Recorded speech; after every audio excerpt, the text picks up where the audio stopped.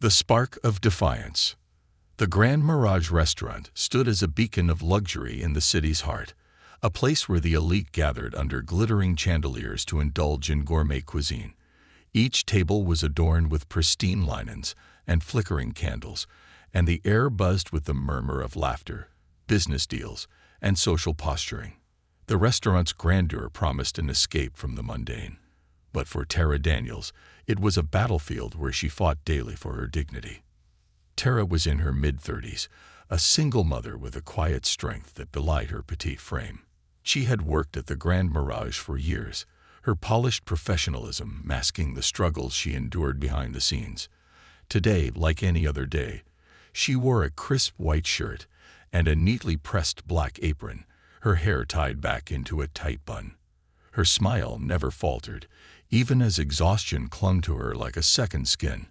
As she moved gracefully between the tables, balancing trays laden with dishes, Tara felt the familiar weight of judgmental stares from certain patrons. Wealth often bred entitlement, and she had become adept at ignoring the thinly veiled disdain of those who saw her as little more than a servant. But tonight was different. The tension at table 17 simmered like a storm waiting to break. Seated at the table was Henry Calloway, a man whose name was synonymous with power and privilege. His tailored suit was as sharp as his tongue, and his reputation as an arrogant businessman preceded him. Accompanying him were three other men, their laughter forced and sycophantic as they hung on Henry's every word. Tara approached their table with her usual poise, her professional smile firmly in place. "Good evening, gentlemen. Welcome to the Grand Mirage. Can I start you off with some drinks?" she asked, her voice calm and steady. Henry leaned back in his chair, his piercing gaze locking onto her. "Let's hope you can manage that without messing it up," he drawled, his tone dripping with sarcasm. His companions chuckled, their laughter like nails on a chalkboard to Tara's ears. Her smile didn't waver, but her chest tightened. "Of course, sir. I'll do my best," she replied, jotting down their drink orders before hurrying to the bar. As the night progressed, Henry's behavior grew more audacious. He interrupted her mid-sentence, sent her back to the kitchen multiple times for petty reasons, and muttered disparaging comments under his breath. Tara's patience was tested with every interaction, but she held her ground. She needed this job. The tips from a table like Henry's could cover her son's schoolbooks for the semester. When Tara returned to their table with the appetizers, Henry smirked and leaned toward her, his voice loud enough for nearby diners to hear. "You know, I've seen faster service at a roadside diner. Maybe that's where you belong." The blood drained from Tara's face, but she refused to let him see her falter. "I'll make sure to improve, sir," she said, her voice steady but strained. The other patrons began to take notice. Some exchanged uncomfortable glances, while others averted their eyes, pretending not to witness the unfolding humiliation. Tara moved briskly to the kitchen, her hands trembling as she set down the empty tray. The clattering of dishes and the chatter of the staff offered her a brief moment of solace. She leaned against the cool countertop, taking deep breaths to steady herself. "Just a few more hours," she whispered, her voice barely audible over the noise around her. But the reprieve was short-lived. Henry's voice boomed from the dining room, calling for her to return with their entrees. Tara straightened her uniform, plastered on her professional smile, and carried the steaming plates back to the table.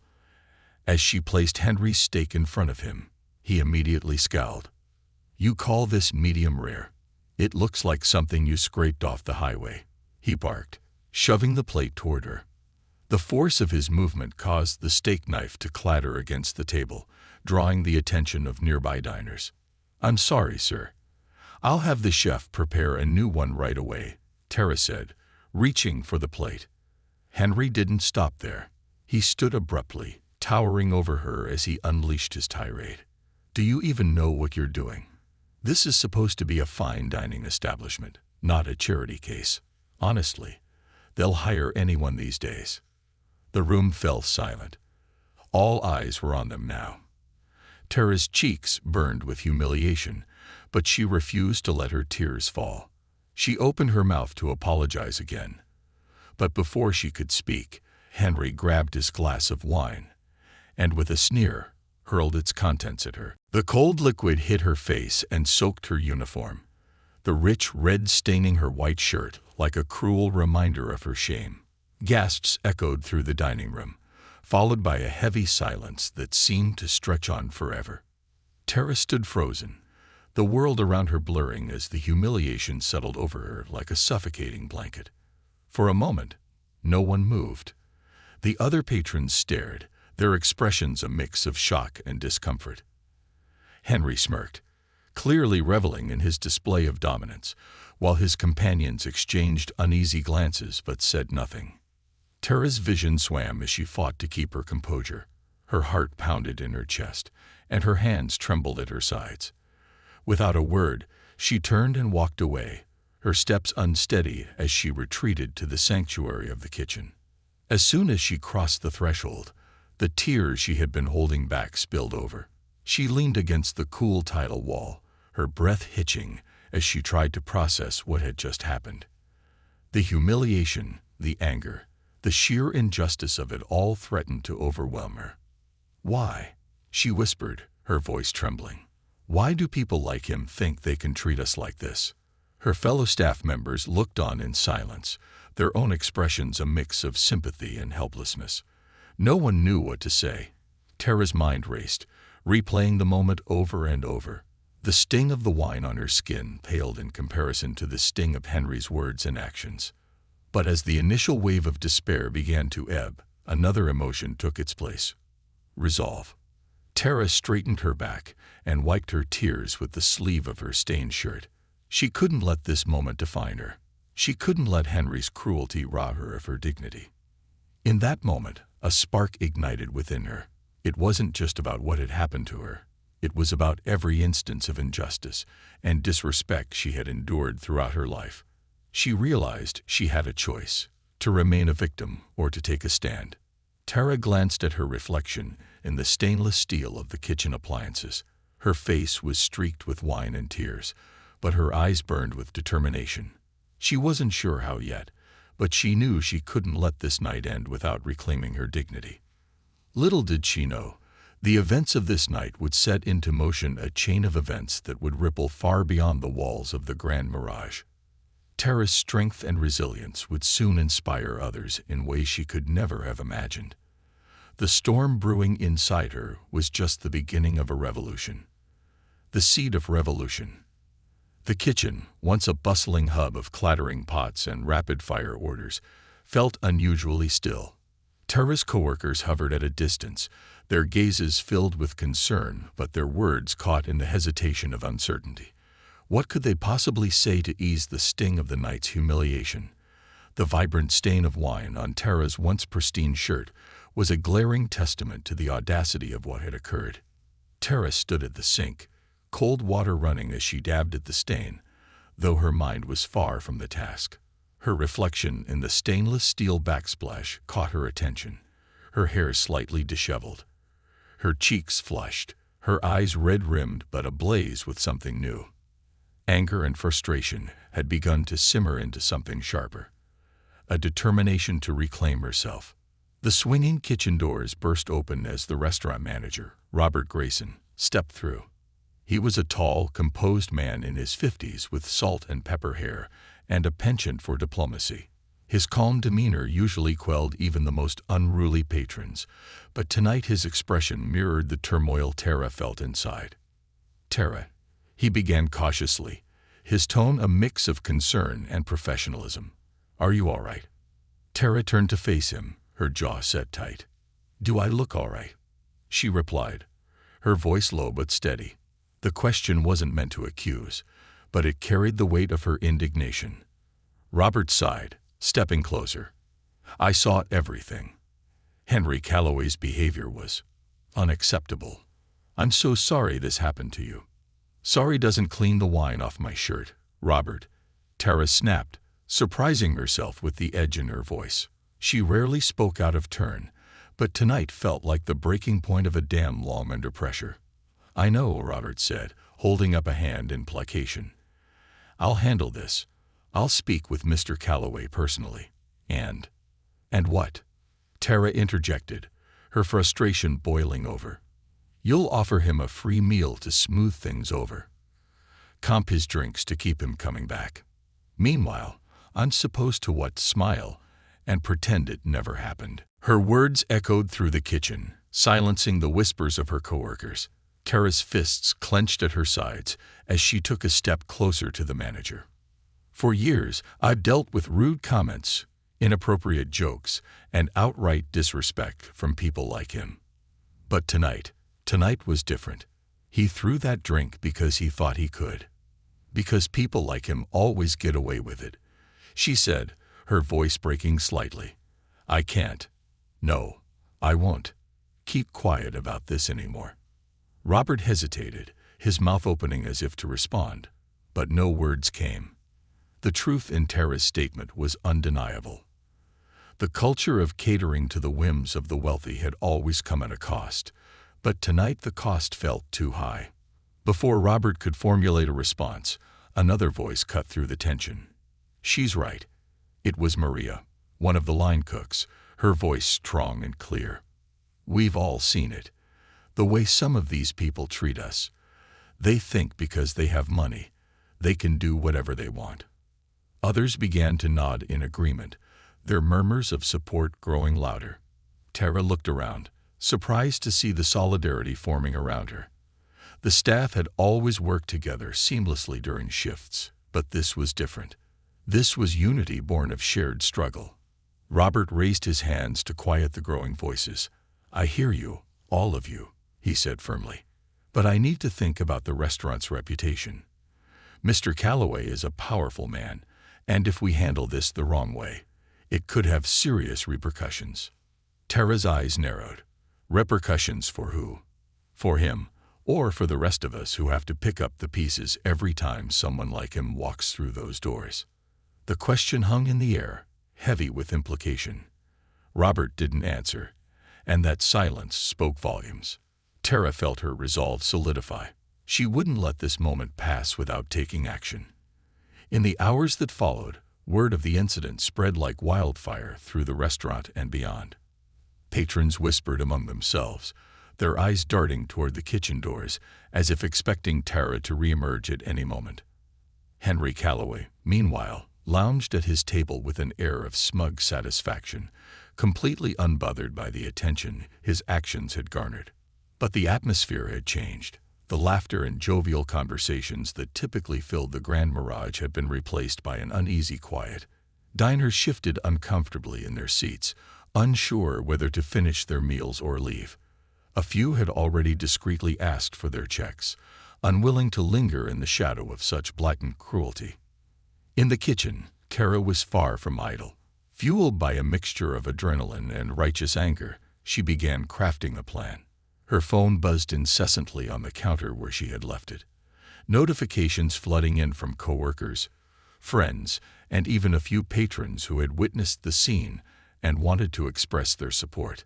Among the messages was one from her best friend, Leah. Tara, I heard what happened. You don't have to deal with this alone. Call me. Tara stared at the message for a moment before responding. I'm not going to let this slide, Leah. I need to do something. Something big. Leah's reply came almost instantly. I've got your back. Whatever you need. Tara's lips curved into a faint smile. Leah had always been her rock, the one person who could turn her anger into action. She quickly called her friend, her voice trembling with both anger and determination as she recounted the events of the evening. I don't just want an apology, Tara said, pacing the length of the kitchen as she spoke. I want people to know what happened. I want them to see the kind of person he really is. Leah's voice was steady on the other end of the line. Then let's make them see. Social media is powerful, Tara. If you're ready to share your story, I can help you get it out there. The idea sent a shiver of anticipation down Tara's spine. It was risky, putting herself out there for the world to see, exposing not just her humiliation, but her vulnerability. But as she glanced around the kitchen, at the faces of her coworkers who had stood silently by her side, she realized she wasn't just fighting for herself. She was fighting for everyone who had ever been made to feel small, insignificant, or powerless. "I'm ready," Tara said firmly. By the time her shift ended, Tara had already begun drafting a post. With Leah's guidance, she crafted a message that was both personal and powerful, detailing the events of the night with raw honesty. She didn't name Henry directly but described the incident in vivid detail, highlighting the broader issue of entitlement and disrespect faced by service workers. She hesitated for a moment before hitting post. The words stared back at her from the screen, a reflection of her pain and her strength. With a deep breath, she pressed the button, sending her story into the digital ether. Within minutes, the post began to gain traction. Comments flooded in, some expressing outrage, others sharing similar experiences. Tara's phone buzzed constantly as notifications poured in, each one a testament to the impact of her words. Strangers from all walks of life rallied behind her, their messages of support forming a chorus of solidarity. As the night wore on, Tara sat in her small apartment, her son asleep in the next room, and watched as her story took on a life of its own. News outlets began reaching out for interviews, and hashtags supporting her cause started trending on social media. For the first time in what felt like forever, Tara felt seen, not as a victim, but as a force to be reckoned with. The humiliation she had endured was no longer a stain on her spirit, but a spark igniting a revolution. And this was just the beginning. From silence to solidarity. Morning sunlight filtered through the thin curtains of Tara's modest apartment, casting a warm glow on the walls.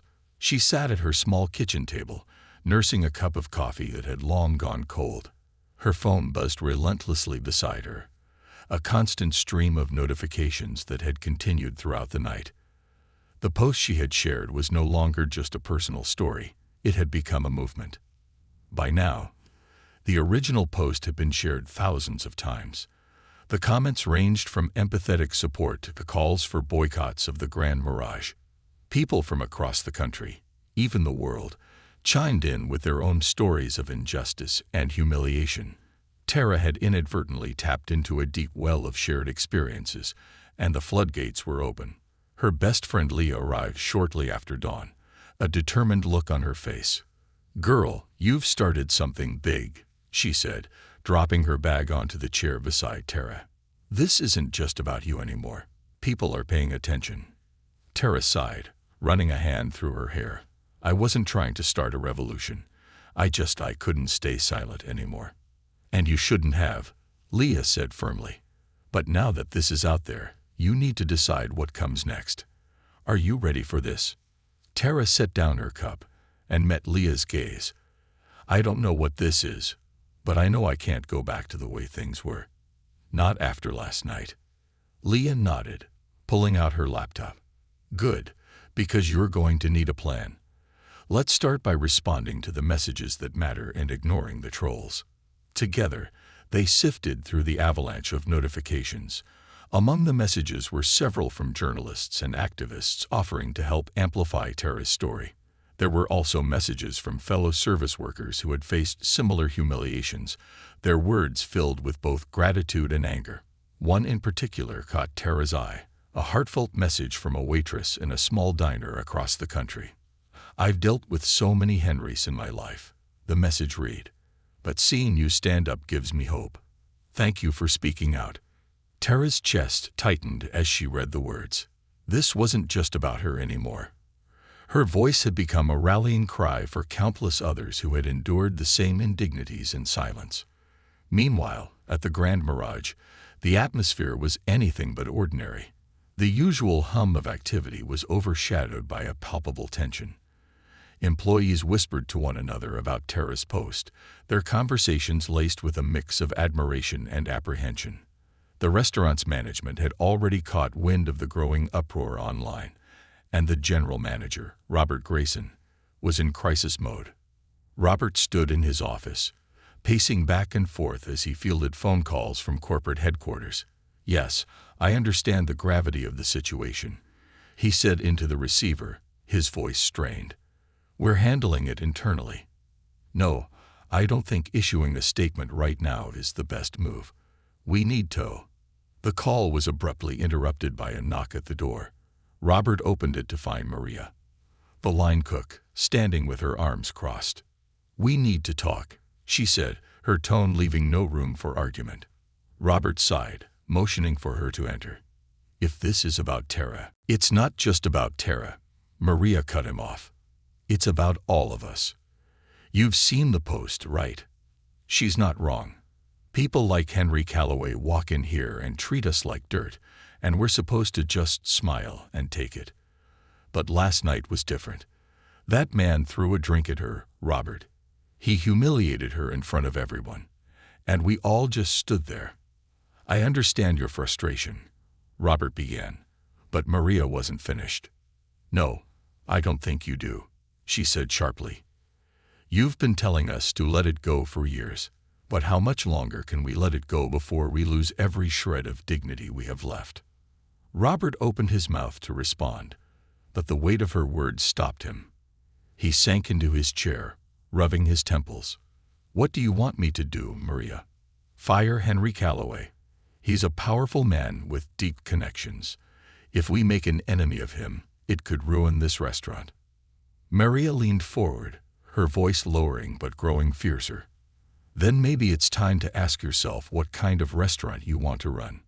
One that bends over backward for men like him, or one that stands by its employees."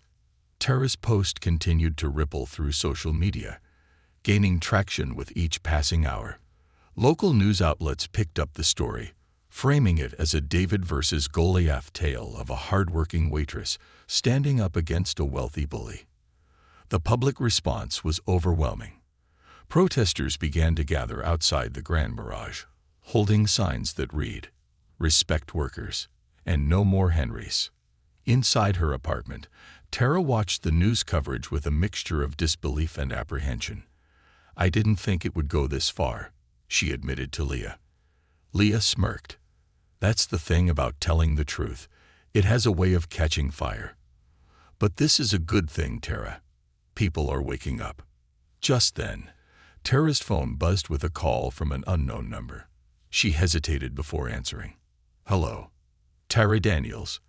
This is Karen Fletcher from The Morning View.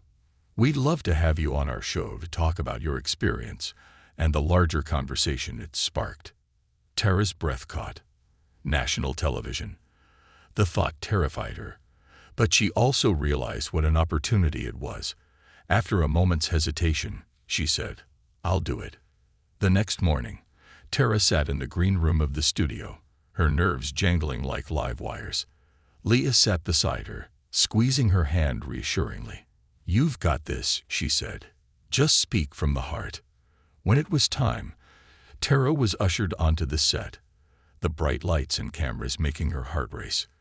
The host greeted her warmly before diving into the interview. "Tara, your story has resonated with so many people. Can you tell us what was going through your mind that night?" Tara took a deep breath, her voice steady despite her nerves. "At first, I was just trying to get through it. I've dealt with disrespect before, but when Henry threw that drink, it wasn't just about the wine.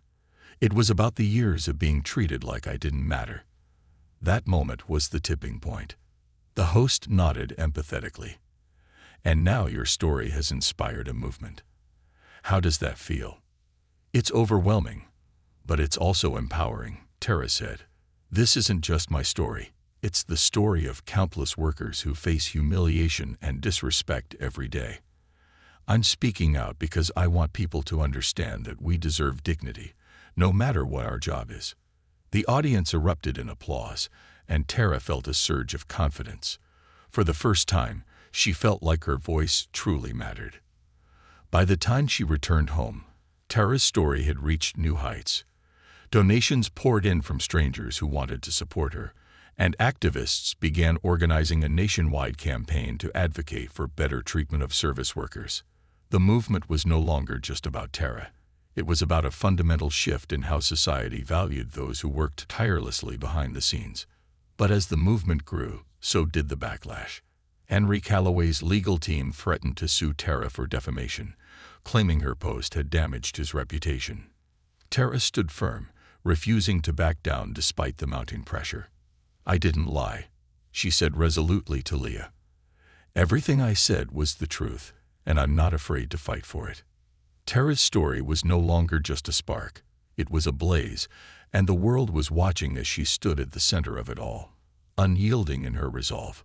This was her battle now, and she wouldn't stop until justice was served. The reckoning. Tara stood in her living room, the soft hum of her television in the background as news coverage continued to flood in about the protests and outrage sparked by her story. Outside, the faint sounds of chanting could be heard as a growing crowd gathered near the Grand Mirage. Through the night and into the morning, her post had transformed from a single account of injustice into the rallying cry for a national movement. It was surreal, overwhelming, and empowering all at once. Her phone buzzed again. This time, a call from a number she didn't recognize. She hesitated, then answered. "Ms. Daniels, this is Rebecca Klein from Truth Today. We're running an in-depth feature on the challenges faced by service workers and their fight for respect. Would you be willing to contribute? We can also assist with legal representation if the threats from Mr. Calloway's team escalate." Tara's breath caught. The offer was unexpected but welcome.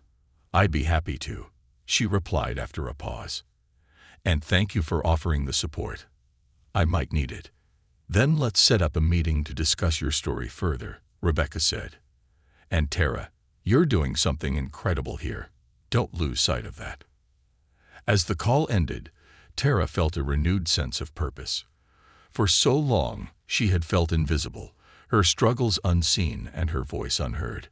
But now, her words had power, and people were listening. At the Grand Mirage, the tension was palpable. Robert Grayson stood in the middle of the dining room, surveying the growing crowd of protesters outside. The chants of "Respect Workers" and "Justice for Tara" echoed through the glass doors, their volume rising with each passing hour.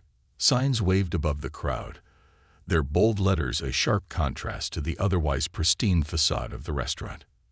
Henry Calloway, however, was unbothered. He lounged in a corner booth, sipping a cocktail, as though the chaos outside had nothing to do with him. When Robert approached, his frustration was evident. "Henry," Robert began, his voice tight, "this situation is spiraling out of control. The protesters, the media, the online backlash, none of this is good for business." Henry smirked, swirling the ice in his glass. "Relax, Robert. This will blow over. People love to make noise, but they'll move on to the next outrage soon enough." Robert's jaw clenched. "I'm not so sure about that. Tara's story has struck a nerve, and it's not going away. The corporate office is demanding answers, and if we don't handle this right, we could lose more than just customers." Henry leaned forward, his tone suddenly sharp. "You think bending the knee to a waitress is the answer? I'm the one who's been defamed here, Robert. She's painting me as a villain. And now I've got reporters camped outside my office and my wife asking questions I don't need to answer." Robert hesitated, then chose his words carefully. "Henry, the reality is this. The public isn't on your side. If we don't issue a formal apology and take steps to address this, the damage to both our reputations could be irreversible." Henry scoffed, waving him off. "Let them talk. I've survived worse. Trust me, this will all blow over." But as the door swung open and another wave of chants filled the restaurant, it became clear that Henry's confidence was misplaced. Tara's newfound resolve faced its first true test later that afternoon when she received an email from Henry Calloway's legal team. The subject line read, "Cease and desist notice." Leah leaned over Tara's shoulder as she read the email, her brow furrowing. "He's claiming defamation," Leah said incredulously. "The audacity of this man." Tara shook her head, her frustration bubbling to the surface. "He humiliated me in front of an entire restaurant, and now he's playing the victim." Leah crossed her arms. "You're not backing down, are you?" "Not a chance," Tara replied firmly. "If he thinks he can intimidate me into silence, He's in for a rude awakening. With Rebecca Klein's help, Tara quickly assembled a legal team. Her lawyers assured her that truth was a strong defense against defamation, and the public support she had garnered only strengthened her position. Still, the prospect of facing Henry in court was daunting. "You're fighting not just for yourself, but for all of us," Maria said when she visited Tara later that evening. She had become one of Tara's staunchest allies, rallying the other employees of the Grand Mirage to stand in solidarity with her. "We've started a petition," Maria continued, handing Tara a folder. "It demands better protections for service workers and stricter consequences for abusive customers. We've already got over 10,000 signatures." Tara flipped through the pages, her eyes welling with tears. "Thank you, Maria. This means more than you know." "We should be thanking you," Maria said with a smile. "You gave us the courage to speak out." As the days passed, the movement continued to grow. News outlets covered the protests outside the Grand Mirage, and interviews with Tara aired on multiple platforms. Hashtags like #JusticeForTara and #RespectWorkers trended on social media, sparking conversations about the treatment of service industry employees. Meanwhile, Henry's attempts to control the narrative backfired spectacularly. A leaked email revealed his dismissive attitude toward the situation, further fueling public outrage. Calls to boycott his businesses spread, and several high-profile clients cut ties with him. For Tara, the fight wasn't just about holding Henry accountable. It was about creating lasting change. She partnered with labor rights organizations to advocate for new policies that would protect workers from abuse and discrimination. Together, they drafted proposals for legislation that would impose fines on establishments that failed to address harassment and provide legal recourse for employees who experienced abuse. The tipping point came when a former employee of Henry's came forward with her own story of mistreatment. In a televised interview, she detailed the toxic culture of entitlement and intimidation that Henry had fostered within his company. "People like Henry Calloway thrive on power and fear," she said. "But Tara's courage has shown us that we don't have to stay silent. We can fight back." Her testimony added fuel to the fire, and soon more individuals began sharing their stories. The spotlight on Henry grew harsher, and his carefully curated image began to crumble. Tara watched the coverage with mixed emotions. Part of her felt vindicated, but another part felt the weight of responsibility. The movement she had sparked was bigger than her now, and she was determined to see it through. 1 week after the incident, Tara stood before a crowd of protesters outside the Grand Mirage. She held a microphone in her hand, her voice steady as she addressed the sea of faces before her. "This isn't just about me," she began. "This is about every worker who has ever been made to feel small, every person who has ever been told their worth is less because of the job they do. We are more than what others see us as. We deserve respect, dignity, and fairness." The crowd erupted into applause, their cheers echoing through the streets.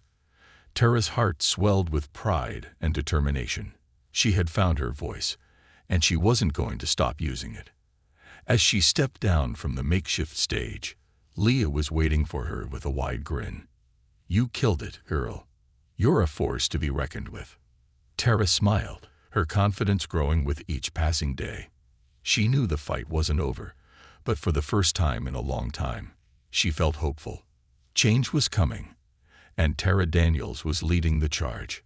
Rising flames. The energy outside the Grand Mirage had shifted from anger to determination. What started as a protest had transformed into a movement. People of all backgrounds gathered daily, holding signs, chanting slogans, and sharing stories of their own experiences. Workers from nearby restaurants joined in solidarity, turning the street into a melting pot of resilience and defiance. For Tara, each passing day brought new challenges and triumphs. She had gone from being a waitress in a luxury restaurant to a symbol of change, a voice for those who had suffered in silence. The pressure was immense, but every message of support, every handshake, and every smile from the protesters reminded her why she couldn't stop now.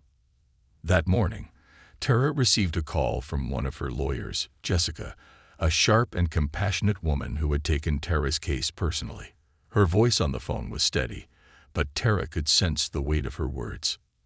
"Tara, I just got off a call with Henry Calloway's legal team," Jessica said.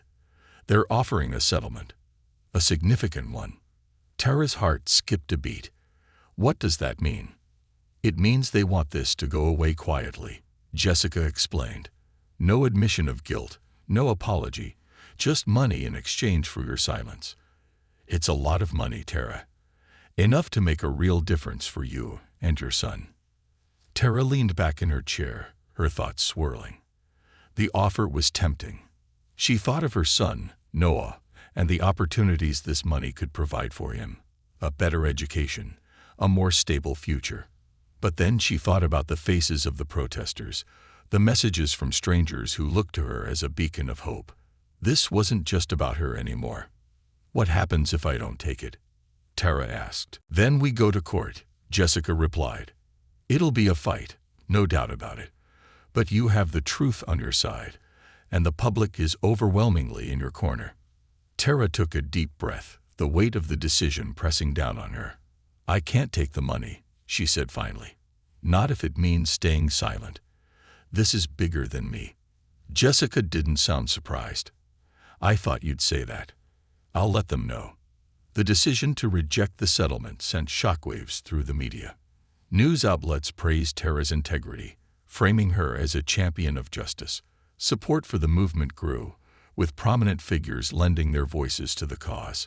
Celebrities tweeted their support, labor unions pledged resources, and politicians began to take notice. But not everyone was pleased. Henry Calloway, whose empire was now teetering on the edge of collapse, lashed out publicly. In an interview with a business magazine, he painted himself as the victim of a smear campaign, accusing Tara of exploiting the situation for attention. "She's milking this for all it's worth," he sneered. "This is nothing more than an attempt to ruin my reputation." Tara watched the interview from her apartment, anger bubbling beneath the surface. Leah, sitting beside her, shook her head in disbelief. "This man has no shame," Leah said. "He's doubling down on being a terrible human."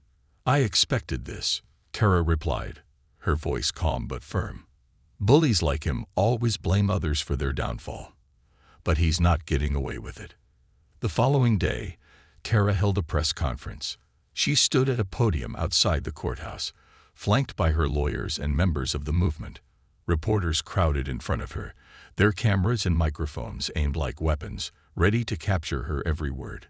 "Henry Calloway wants you to believe that I'm the problem," Tara began, her voice steady despite the nerves fluttering in her chest.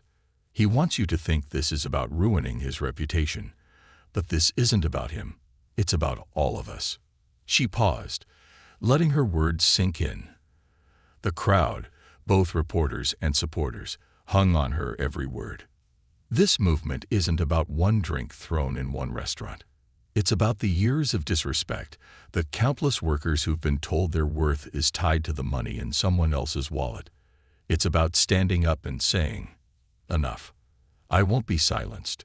Not for money, not for threats, not for anything." And I know I'm not alone. The crowd erupted into applause, the sound echoing off the buildings around them. Tara felt a surge of pride and resolve. She wasn't just fighting for herself anymore. She was fighting for every person who had ever been made to feel less than human. Back at the Grand Mirage, the pressure on Robert Grayson was mounting. The restaurant's once loyal clientele had dwindled, replaced by protesters and journalists. The corporate office demanded action, but Robert knew there were no easy answers. He stood in his office, staring out the window at the protesters below. Maria entered, unannounced but determined. "Robert, it's time," she said. "Time for what?" he asked, turning to face her. "Time to choose a side," Maria replied. "You've been sitting on the fence, trying to protect the restaurant's reputation, but that's not going to work anymore. You need to stand with us." Robert sighed, running a hand through his hair. "And if I do, what happens then?" Maria smiled, her expression both kind and fierce. Then you become part of the solution. You show the world that this restaurant values its workers more than it fears its patrons.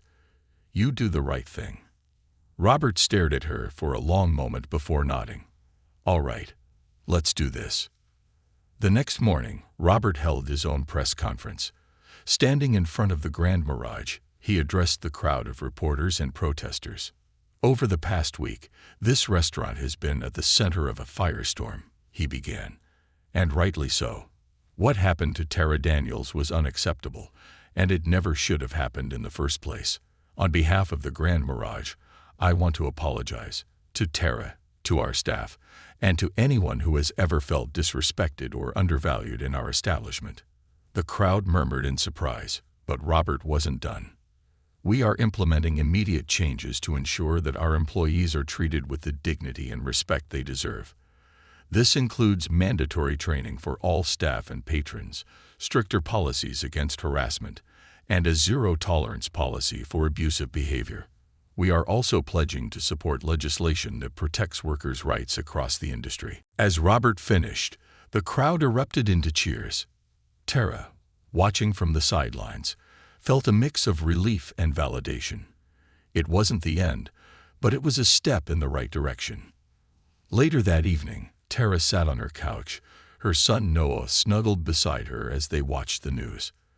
The coverage was overwhelmingly positive, celebrating the changes her fight had inspired. Noah looked up at her, his eyes wide with admiration. "Mom, are you a hero?" he asked, his voice filled with awe. Tara smiled, hugging him tightly. "No, baby. I'm just someone who decided to speak up." As the night wore on, Tara allowed herself a moment of peace. The battle wasn't over, but for the first time in a long time, she felt hopeful. The flames of change had been ignited, and there was no going back. A legacy of change. The days following the Grand Mirage's public apology marked a turning point, not just for Tara, but for the movement she had sparked. The protesters outside the restaurant thinned as many felt their voices had been heard, but the momentum carried on in other ways. Workers across the country were coming together, organizing rallies, writing letters to lawmakers, and demanding systemic change in industries that had long ignored their struggles. Tara, however, found no time to rest.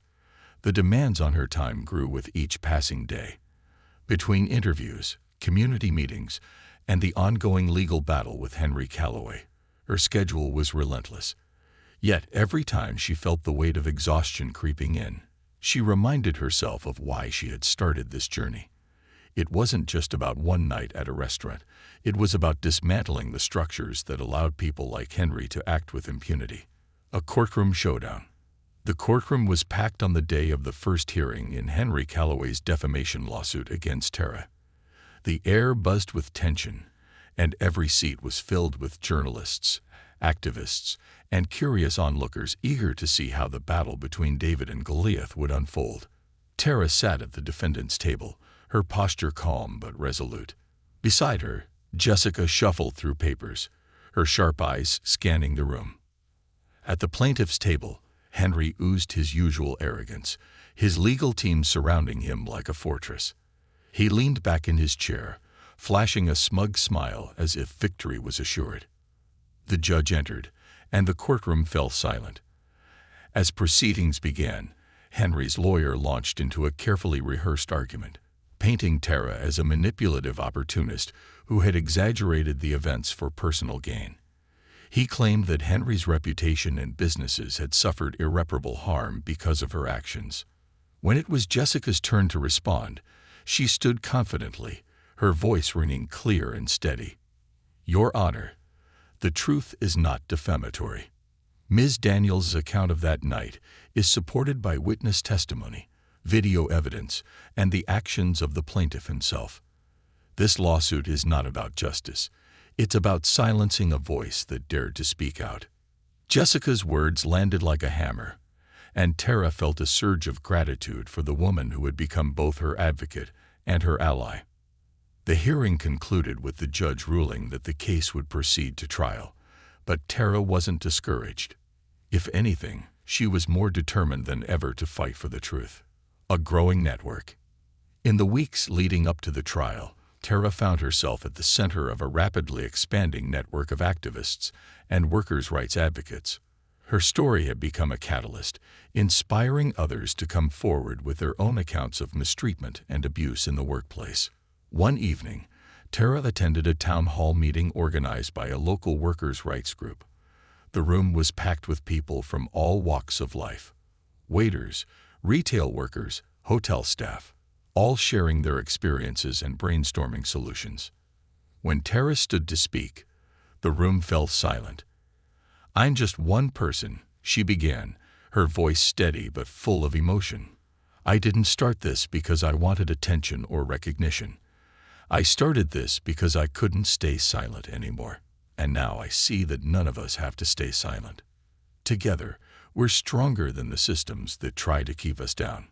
The applause was deafening, and Tara felt a swell of pride. This was no longer just her fight. It was a collective movement, and it was growing stronger every day. Henry's downfall. As the trial approached, Henry's public image continued to crumble. More former employees came forward with stories of his abusive behavior, and a leaked recording of him belittling a staff member went viral, sparking outrage. His businesses suffered massive losses as clients and investors distanced themselves from the controversy. Tara, meanwhile, remained steadfast. Despite the mounting pressure and the personal attacks leveled against her, she refused to back down. When the trial finally began, she took the stand with confidence, recounting the events of that night with unwavering clarity. The courtroom was riveted as Jessica presented damning evidence: security footage from the restaurant, testimony from Tara's coworkers, and even an email from Henry mocking the protests as a bunch of noise from nobodies. The case painted a clear picture of a man accustomed to using his power to intimidate and silence those around him. In the end, the jury sided with Tara. The defamation lawsuit was dismissed, and Henry was ordered to pay damages for filing a frivolous claim. The verdict was a resounding victory, not just for Tara, but for everyone who had supported her along the way. A national movement. Tara's victory in court was celebrated as a landmark moment for workers' rights. News outlets hailed her as a modern-day hero, and her story inspired a wave of legislative proposals aimed at protecting service industry employees. One bill, informally nicknamed Tara's Law, proposed stricter penalties for workplace harassment and stronger protections for workers who reported abuse. Tara was invited to testify before Congress in support of the bill. Standing before the panel of lawmakers, she spoke with the same quiet strength that had carried her through every challenge. "This isn't just about me," she said. "It's about every worker who has ever been made to feel powerless. It's about creating a world where dignity and respect are not privileges, they're rights." Her testimony was met with a standing ovation, and the bill gained bipartisan support. When it was signed into law months later, Tara's name was etched into history as a symbol of resilience and change. A new beginning. Months after the trial, Tara stood in front of a modest community center where a new workers' advocacy group was holding its inaugural meeting. The group, named Voices United, had been founded with funds raised through donations and grants. Its mission was simple: to empower workers, educate them about their rights, and provide resources for those facing workplace abuse. As Tara stepped inside, she was greeted by familiar faces: Maria, Leah, Jessica, and others who had been part of her journey from the beginning. Together, they had turned a moment of humiliation into a movement of empowerment. Later that evening, as she tucked Noah into bed, he looked up at her with wide eyes. "Mom, are you happy?" Tara smiled, brushing a hand over his curls. "I am, baby. I'm happy because I know we're making the world a better place. For you and for everyone." As Noah drifted off to sleep, Tara sat by the window, gazing out at the city skyline. The journey had been long and hard, but she wouldn't have changed a thing. From the ashes of humiliation, she had risen stronger, and her fight had become a beacon of hope for so many others. Her story wasn't over. It was just the beginning of a new chapter. And she was ready to keep fighting, one step at a time. Tara's world transformed further in the months following the court victory. The media attention began to fade, but the impact of her actions continued to ripple outward. Workers' advocacy organizations grew in size and influence, fueled by the energy her story had sparked. She found herself not just as a symbol of change, but as a leader helping to shape its direction. Empowering the next generation, Tara began visiting schools, community centers, and colleges, speaking to young people about the importance of standing up for their rights and treating others with dignity. Her speeches were often emotional, blending her personal journey with practical advice on resilience and advocacy. At one event, a young woman approached her after she spoke. "Ms. Daniels, I work 2 jobs to support my family, and some days I feel like I'm invisible. Listening to you reminded me that I matter, and my voice matters. Thank you." Tara smiled, clasping the woman's hands in hers. "You're never invisible. You have power, even if it doesn't always feel like it. Don't let anyone make you forget that." These encounters became the highlight of Tara's new life. She saw in each young face the promise of a generation that could break cycles of inequality and injustice. Tara's Law becomes reality. The passing of Tara's Law was a watershed moment for the movement. Signed in a public ceremony attended by lawmakers, activists, and supporters, the law mandated better workplace protections for service industry employees. It introduced strict penalties for harassment, required training for employers and employees, and established a fund to provide legal assistance to workers who couldn't afford representation. Tara stood alongside the bill's sponsors as they celebrated its passage. When it was her turn to speak, she addressed the crowd with a mixture of pride and humility. "This isn't just a win for me. It's a win for every person who has ever been told they're less than. For every worker who's had to swallow their pride just to keep a job. For every voice that's been silenced. Today, we say, no more." The applause was thunderous, and Tara couldn't help but think of all the people who had stood by her: Maria, Leah, Jessica, and the countless others who had turned a moment of pain into a movement for change, reconciliation, and reflection. In an unexpected turn, Henry Calloway requested a private meeting with Tara months after the trial. Initially, she was reluctant, wary of his motives, but curiosity and a desire for closure led her to agree. The meeting took place in a neutral setting, a small, quiet conference room. Henry, once the picture of arrogance, appeared worn and subdued. Gone was the confident smirk. In its place was a man visibly humbled by the fallout of his actions. "Tara," he began, his voice uncharacteristically soft, "I want to apologize. Not just for that night, but for everything I've done to contribute to the culture that allowed it to happen. Losing everything has a way of making you see things clearly." Tara studied him, searching his face for sincerity. "It's not me you need to apologize to, Henry.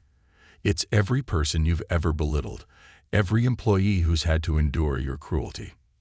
He nodded, his expression solemn. "I've started doing that. I'm working with organizations to make things right, but I know I have a long way to go." Tara's feelings were complicated. She didn't forgive him entirely. Some wounds ran too deep for that, but she appreciated the effort. "Change starts with acknowledgement," she said. "It's not easy, but it's necessary." The meeting ended with a handshake, not of friendship, but of mutual understanding. For Tara, it was a step toward letting go of the anger that had fueled her fight and embracing the hope that change was truly possible. Building a lasting impact. Inspired by the success of Voices United, Tara expanded the organization's mission. They launched a mentorship program for young workers, providing resources and training to help them navigate challenging work environments. The group also partnered with lawmakers to push for additional reforms in other industries, ensuring that Tara's movement wasn't confined to the service sector alone. Tara often worked late into the night, her apartment a hive of activity, as she coordinated efforts with her team. Noah, now old enough to understand the significance of her work, often joined her at events, proudly introducing himself as the son of Tara Daniels. One evening, as they prepared dinner together, Noah asked, "Mom, do you think things will ever be perfect? Like nobody being mean to workers ever again?" Tara paused, considering the question. "I don't think the world will ever be perfect, baby," she said. "But that doesn't mean we stop trying. Every step we take makes it better for someone else. That's what matters." A global stage. Tara's work eventually gained international attention. She was invited to speak at global conferences on labor rights and human dignity, sharing her story with audiences far beyond her hometown. At one such event, she stood before a packed auditorium, her words translated into multiple languages for the diverse audience. "My journey started with humiliation," she said, her voice echoing through the hall. "But it became something much greater, proof that one voice, one act of defiance, can spark a fire that lights the way for others. If my story teaches you anything, let it be this: your voice matters. Use it." The standing ovation that followed was one of the most humbling moments of her life. Legacy in action.